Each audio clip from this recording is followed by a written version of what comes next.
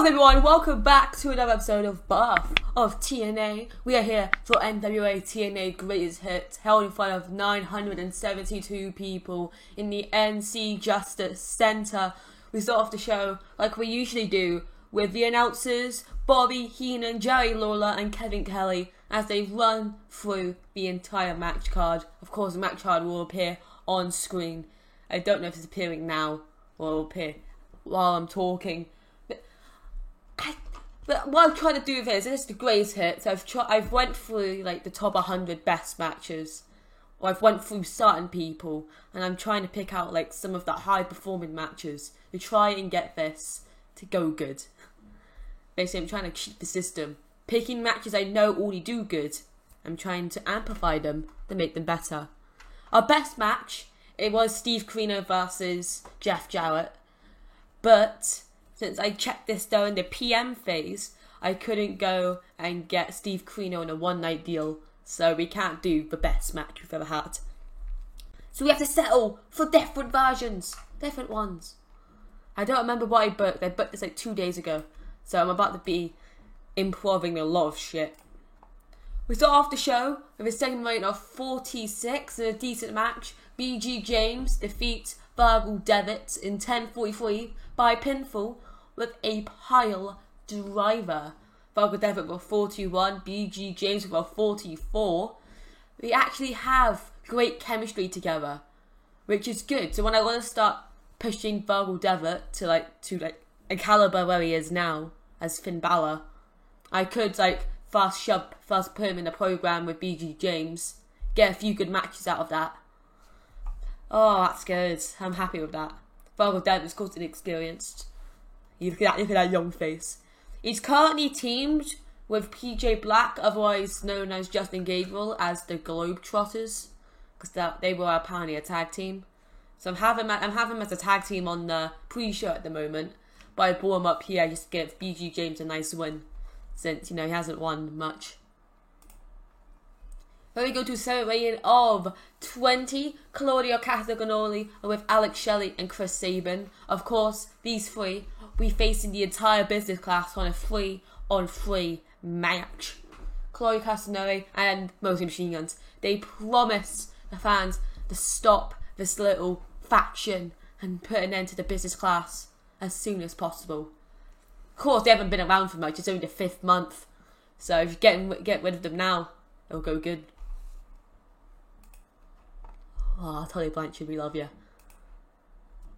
The reason why this is a little later, I just want to, side tangent, the reason why this is up a little later is because I've been bulk recording something as like a little series type thing. I'll give you a hint. It's called the 2K Rewind.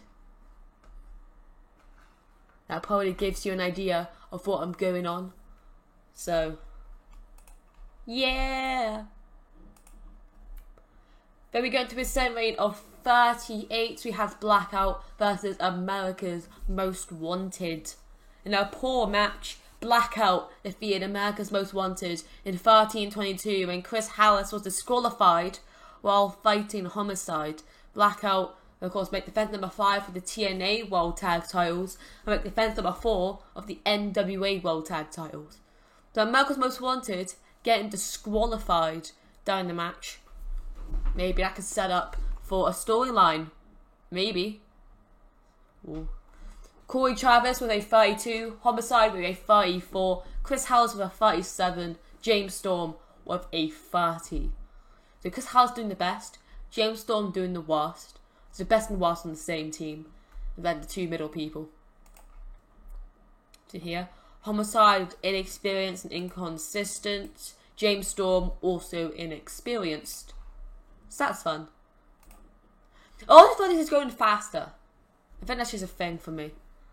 The segment rating of 45. There you go. Yeah, segment rating of 45. In a poor match, Tommy Dreamer defeated Austin Aries in 13:44 by pinfall with a pile driver.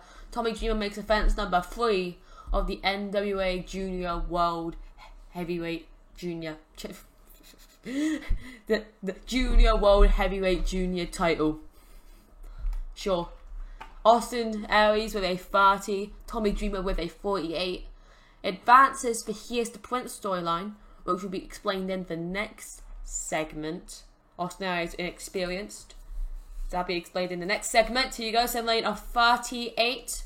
After the match, Tommy Dreamer is celebrating with his title when Caprice Coleman, Prince Caprice Coleman, he comes out onto the stage and he issues to challenge the Dreamer at the next pay-per-view. If they're both champions, or if they're both not champions, if one of them's champion, doesn't matter. Next show, Caprice Coleman wants to face Tommy Dreamer, hopefully for both championships. Tommy Dreamer's not shown to accept the match instantly. He's just shown staring at him with a cut to commercial break. We don't actually see if he accepts it or not. Then he goes to 7 lane of 51. AJ Styles, he believes that, Jarrett is going to make this, try to flip the stages, trying to make this the final encounter between both men.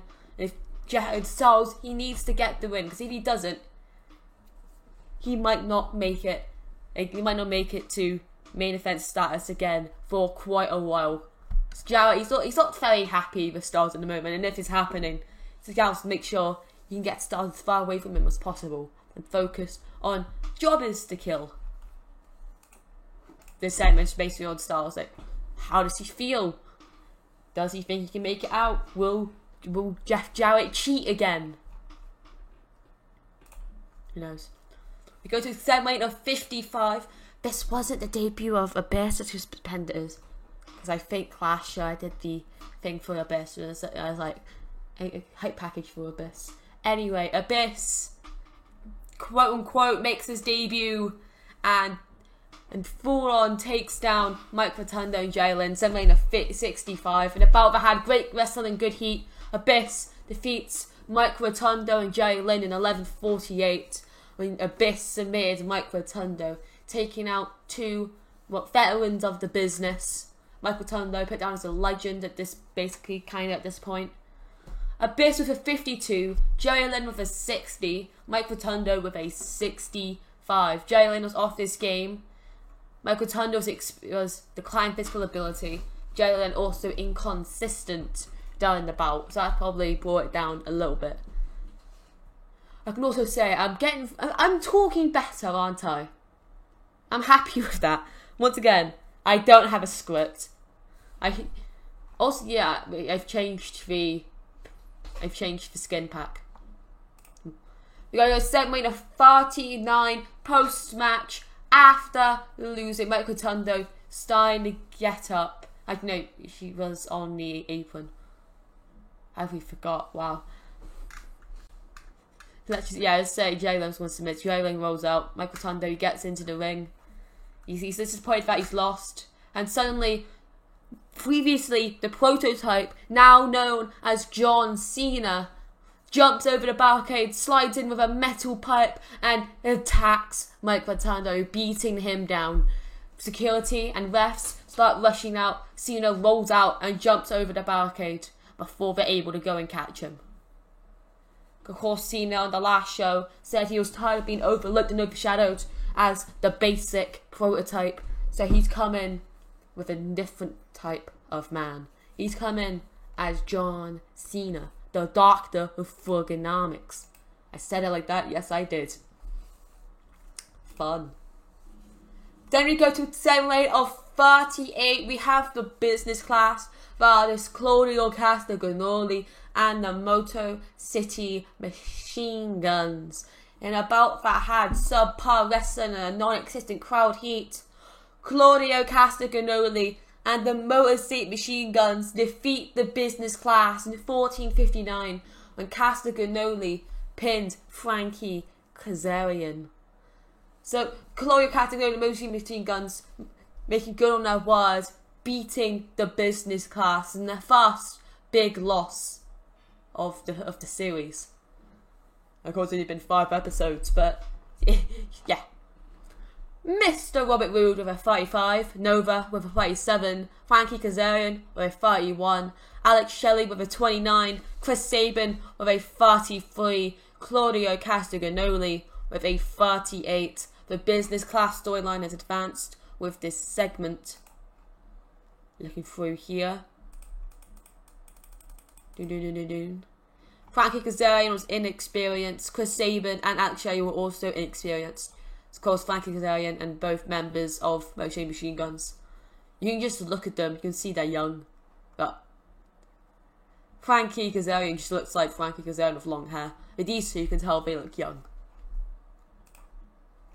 Then we go into Prince Caprice Coleman's title defense against Fit Finlay in a 7-man of 57, and about that had good heat and decent wrestling. Prince Caprice Coleman defeated Fit Finlay in 14:08 by pinfall with a thermal shock.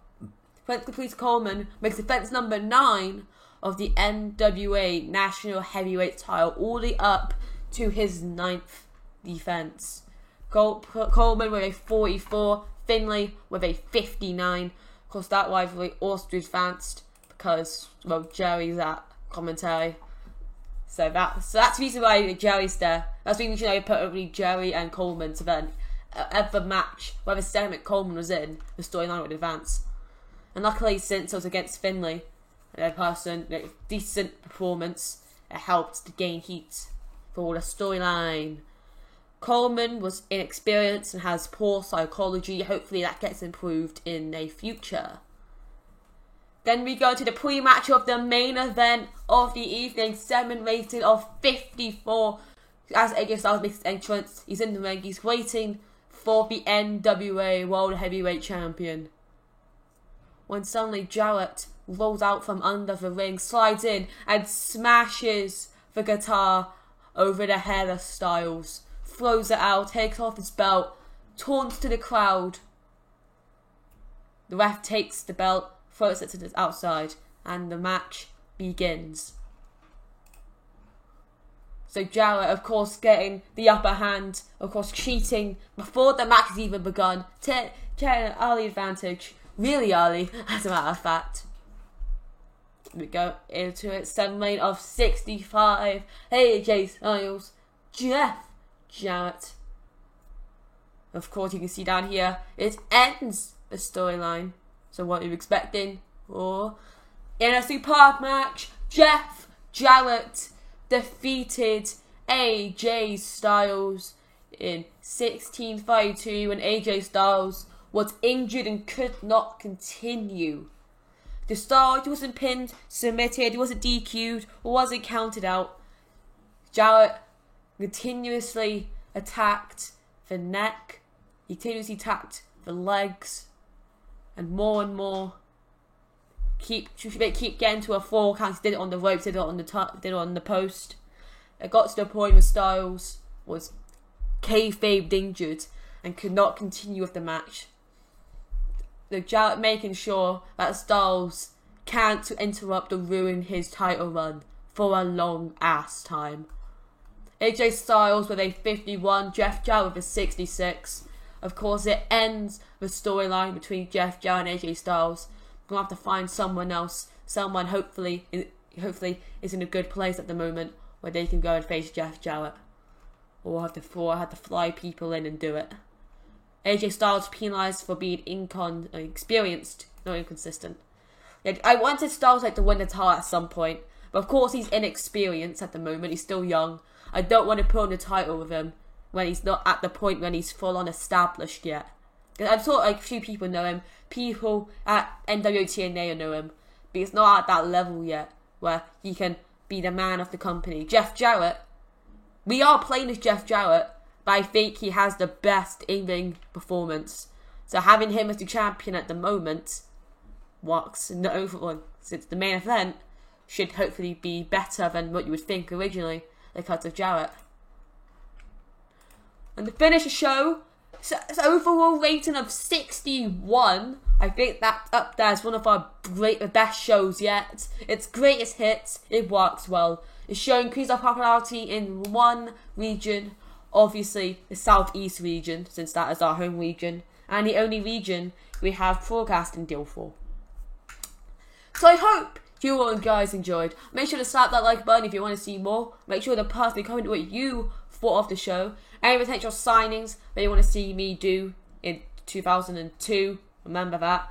Any potential, if you want to know, if you mixed it, bound pun, I messed up at the end. Any potential storylines you have for me, go and do them. If you don't know who's on for roster, check out episode 2, where I did go through the roster before going into the episode. So if you want to see who's on the roster, go through episode 2, look at the roster, and then make a storyline based on that. Whoa. And also, any potential challenges that you have for me, like any potential challenges, give them to me. I would love to see them. Because, you know, I like the... If I'm not making a challenge, it's basically just me booking it, and I could get bored at some point. So having a challenge, something to work towards, something to try to overcome, that could give me more motivation to do it in the future, when I start losing motivation. Yeah. Share this video and all other my TEW and wrestling content with people who enjoy wrestling content. And subscribe, hit the notification bell so you never miss a video or stream. Check out the second channel where I do variety gaming and variety gaming mainly at the moment. Subscribe, notification bell there. I'll see you guys next time. Peace out.